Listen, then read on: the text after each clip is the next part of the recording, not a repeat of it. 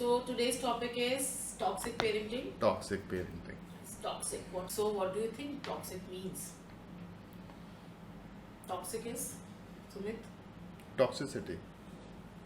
Can you elaborate? Something that hampers your growth. Exactly. And parenting. So that So means parents who are hampering the growth. growth of the Children. children. And I would say they will also hamper their growth. Their So, own growth. Yeah. So what are the traits or how do you know that they are toxic parents? The one of the main thing what they do, what they project themselves on the children. Hmm. They are self-centered. Yes. They project everything what they are Hmm. on the children. Hmm. Their emotional needs come before Children. their child, Hmm. and they are very naggy or very control freak, and they want to be pleased. Yeah. The Means- parents are more concerned about their own yeah, who loves happiness. you more? Dada loves you more or mama loves you more? Oh, I'm not happy with this. You should make me proud by winning this cup. I will be so happy. I will be so thrilled. There is no boundary system also in the Yes. families. No boundaries. Means they will discuss everything, or they Or will they'll discuss nothing. nothing. So yeah, they come either in two form, either Uh-huh. over sharing parents Or- or under sharing. The children wouldn't have any clue, or children would know everything that is going on. So can we give a situation where people can understand what is toxic parenting?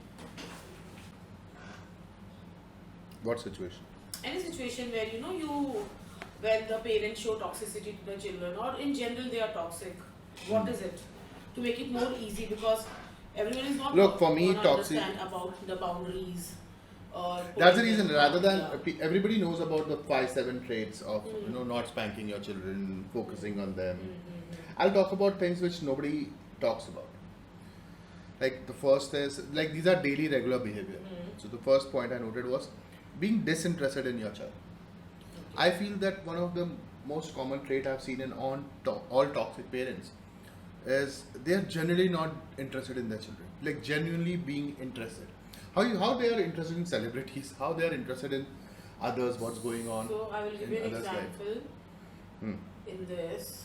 As So soon, I've written an example. okay, you have written very nice. So disinterest can be shown in very easy way where when children initiate any conversation, Mm. they don't expand. Their parents don't They want don't to have expand. time. They don't want to expand on They it. don't have time. They just reply, respond, and done. Rather than taking interest with what their child wants and what if they can make it, turn it around and get involved in their life and make a lesson out of it, or make a Or they learning, learn something, or the they child learn something. Yes, or some desires which can be fulfilled of the child. like they can turn that around and make them and make the child learn a new skill that will make their life better. They won't do that. They'll just respond and end the conversation. I feel that's the biggest trait that I see in all parents who are disinterested in their children. I have certain cases where parents don't even respond correctly. Leave the interaction part or communication part. They don't respond also. They'll say like this, okay, you want this? Tomorrow we'll go and get it. That's it. Yes. Why you want? Why you want, what you want, quality what color you what want. Okay, Exactly. no, there is no plan around it, nothing. Exactly my point. That if you get your child interested, you don't know how much a child will enjoy that And how much simple. so many skills will develop. Communication. Forget most about- important. forget about Sharing devel- feelings, emotions. Forget about regular development. You're gonna enjoy so much with your child. So that is first thing, that they don't they are not interested in children. Second point is they don't give, like these are not ranked. Yes. Yeah. Second was they don't give clear picture about their life, finance, relation, affairs, or limitations in age appropriate ways to their children. I feel children are generally clueless or over. So when parents overshare, they are sharing because they need Validation. a validation themselves. Yes. They're not sharing from a point of view of a child. And I think that every child should be aware, generally in age appropriate ways, of what is going around in the family. I will also add something into this. That is when you are sharing or you're not sharing. There are sudden, like there are bombs falling on the child's head. Oh, no, I am. We both are not talking, so now you are the messenger. Go That- and tell your father this thing. What the hell? that's also a point that I have. What the hell is this? Yes, Wow, yes. wow, That's why, the worst thing you can do. How can you make a 5-year-old or an 8-year-old your messenger? Yes, that is so wrong. Making your child do your And what work. you want to do? Tell your mother we will go out for dinner. Arey, you want to go out for dinner? You Go, tell, go tell your mother, your wife. Come on. Yes, let's move to the third point. Okay, so I want to elaborate on the second point. That understand the child genuinely understands. Children are very perceptive. They are very smart. When our 2.5 years is understanding each and everything. Yeah, our 2.5 year understands everything. She bloody knows what's going on. So yeah, they understand. Don't hide. Don't overshare. Just try to keep them. It's like keeping them in the loop. That they should know why they're. If they desire something, why they are not getting it.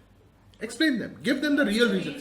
Give them the real reason. They will understand. They will understand. They know what financial status you are of. They know everything what goes on in your family. They know, they are aware. They're smarter than They're us. way smarter than They're us. smarter than us. What we were at that age. Then one point was showing them that your love is conditional.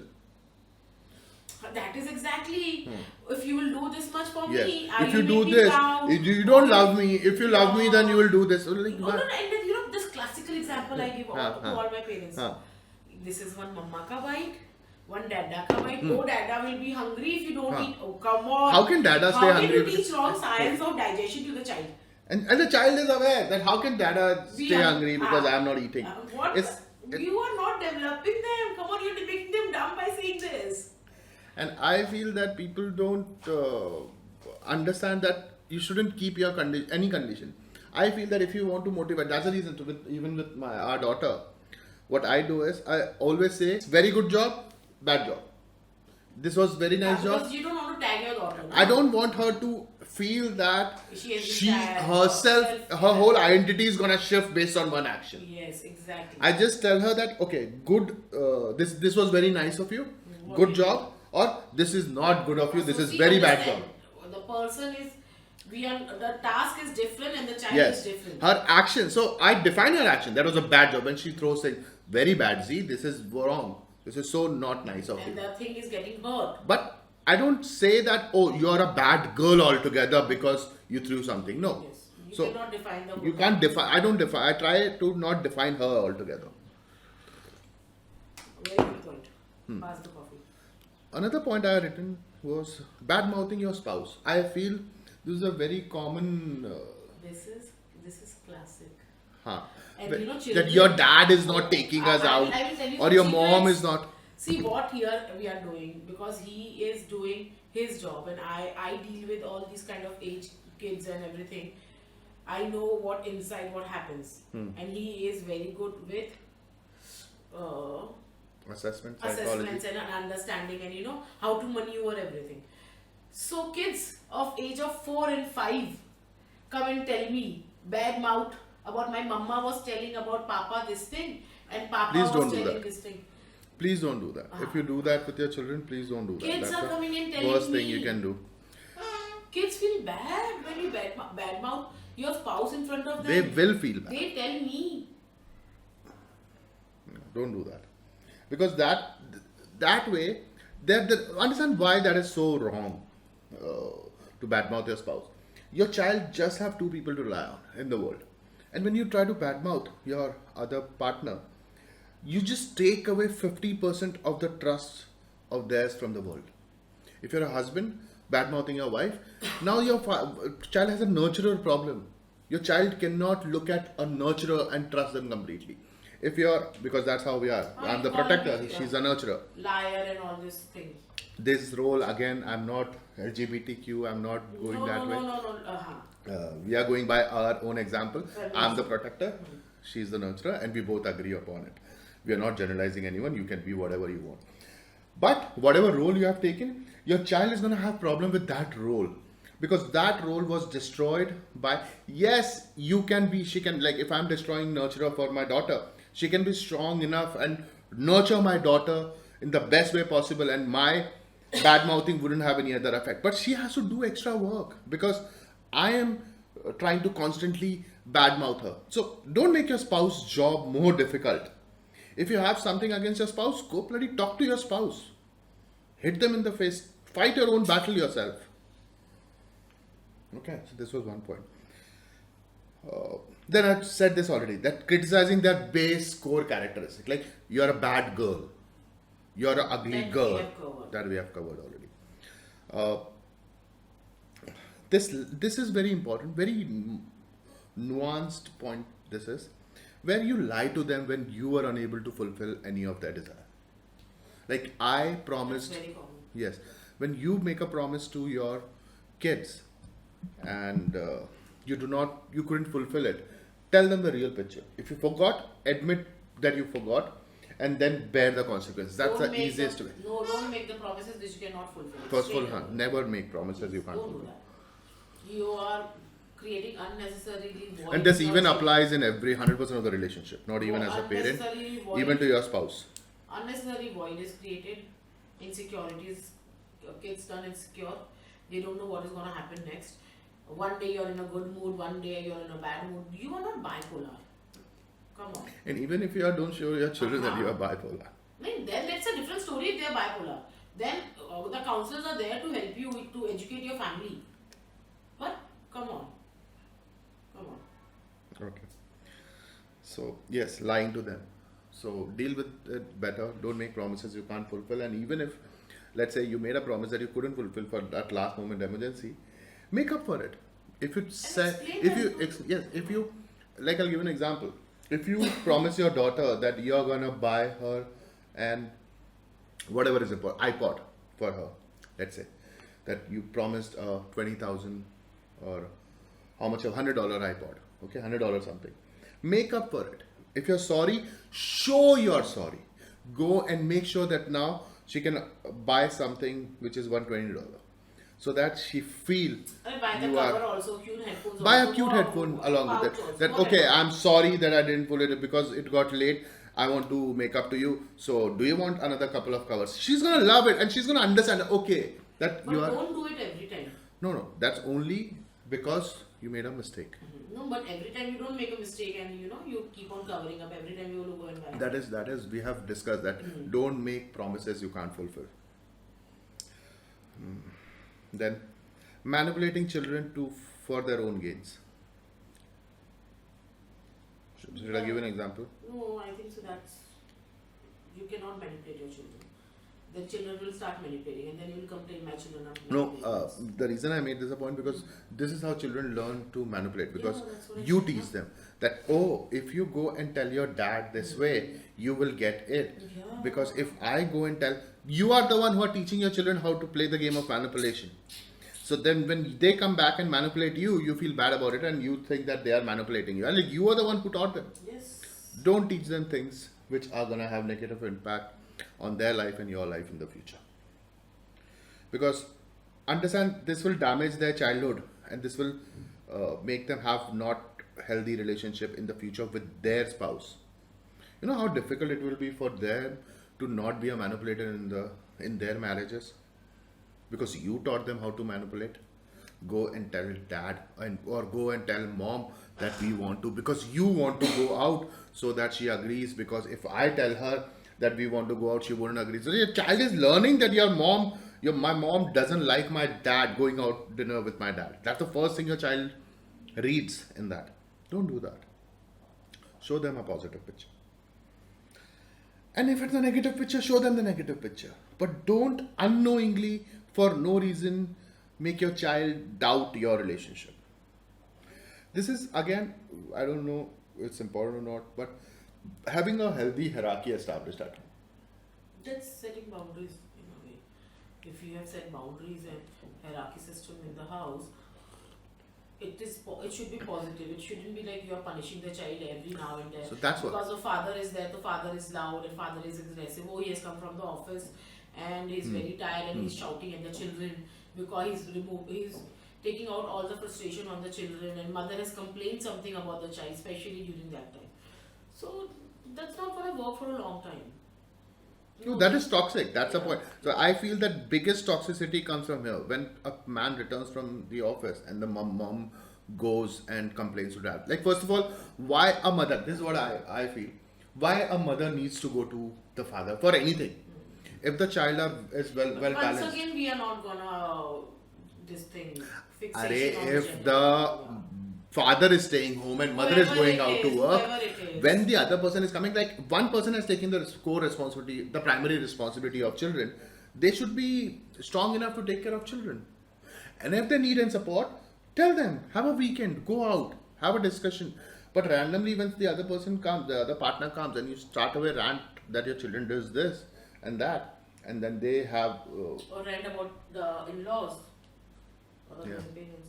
that's in India, we stay No, it's together. everywhere. Okay, so let's move on. It's about letting them know it's their home too. So what I feel is that hierarchy can be established. So I've written, that's the reason I want to get it out. I feel that hierarchy is established when a child is involved in the house. What I mean is, generally the point of view is that this is my house, and children somehow feel that this is their parents' house. I feel the best way to establish a hierarchy is to teach children that this is their house, so that they start feeling responsible for it, ownership for it, and they start working and give them responsibilities. That this is your house too.